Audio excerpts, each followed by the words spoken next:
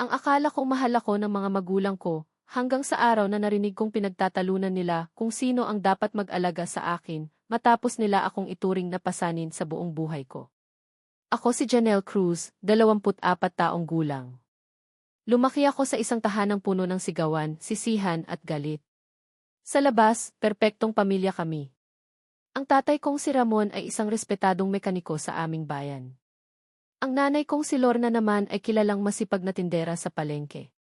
Ngunit sa loob ng aming bahay, araw-araw akong nabubuhay sa impyerno. Kasalanan mo kung bakit hirap tayo sa buhay, sigaw ni nanay habang ibinabagsak ang plato sa mesa. Ako ba? Hindi ba ikaw ang laging magastos? Sagot ni tatay habang nanginginig sa galit. At ako? Tahimik lang sa isang sulok. Parang multong nakatira sa sarili kong tahanan. Kapag may problema sila sa pera, ako ang sinisisi. Kapag nag-away sila, ako ang napagbubuntunan. Kapag may hindi maganda sa buhay nila, ako ang dahilan. Minsan pang ang sinabi ni tatay habang lasing. Kung hindi ka ipinanganak, baka masaya pa kami ngayon. Parang kutsilyong tumarak sa puso ko ang mga salitang iyon. Ngunit tiniis ko. Nag-aral ako ng mabuti. Nagsumikap. Nangarap. Dahil umaasa akong balang araw, mamahalin din nila ako. Hindi ko alam na may mas masakit pa pala akong matutuklasan. Pagkatapos kong makapagtapos ng kolehiyo, agad akong nagtrabaho bilang accounting assistant. Araw-araw akong overtime. Halos hindi na ako natutulog. Pero masaya ako. Dahil nakakatulong ako sa pamilya.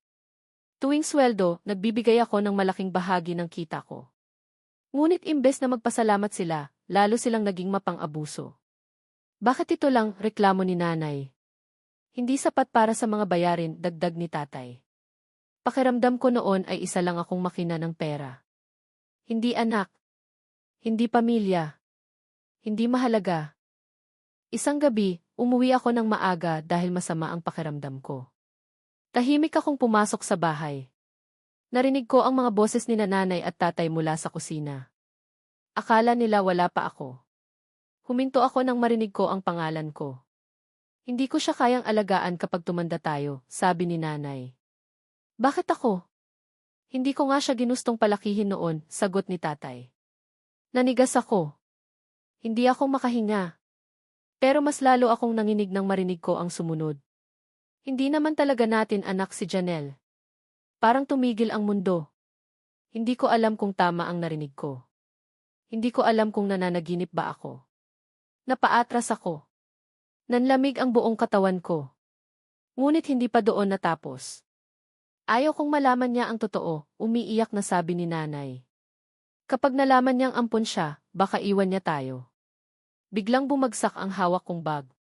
Tahimik silang napatingin sa akin. At doon nagsimula ang pinakamatinding komprontasyon sa buhay ko. Sabihin niyo sa akin na hindi totoo ang narinig ko, sigaw ko habang umiiyak. Tahimik sila. Walang sumagot. Walang tumingin sa akin. At doon ko nakuha ang sagot. Totoo. Lahat ng iyon ay totoo.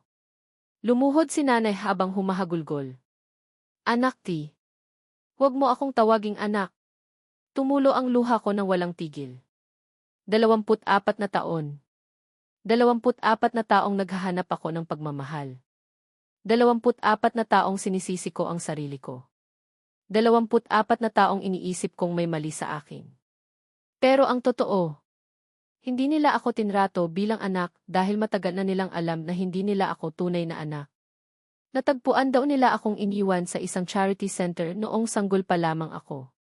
Inampon nila ako. Ngunit habang lumalaki ako, naging simbolo raw ako ng lahat ng problema nila. At doon nagsimulang maging toxic ang lahat. Pagkalipas ng ilang linggo, nagsimula akong hanapin ang tunay kong pagkatao. Nagpunta ako sa mga lumang records. Mga dokumento. Mga lumang papel. At doon ko natuklasan ang mas nakakagulat na sikreto.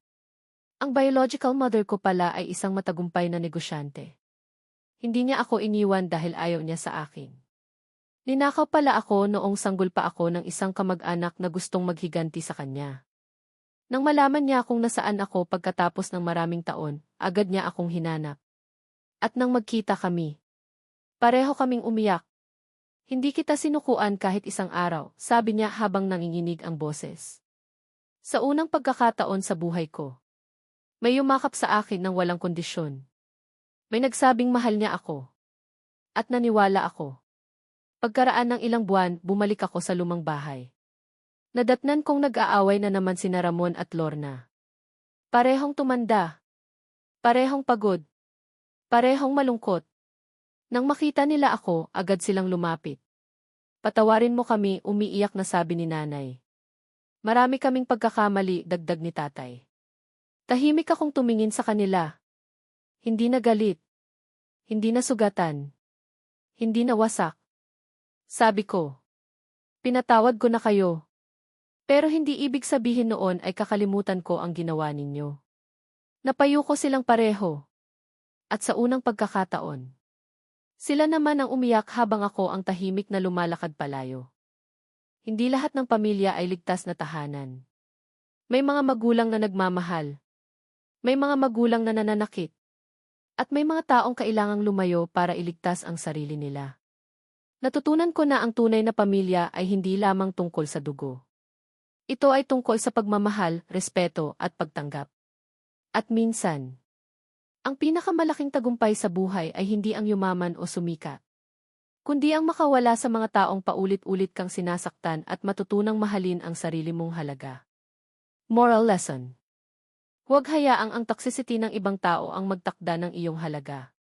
Ang tunay na pamilya ay hindi nasusukat sa dugo, kundi sa pagmamahal, paggalang at malasakit.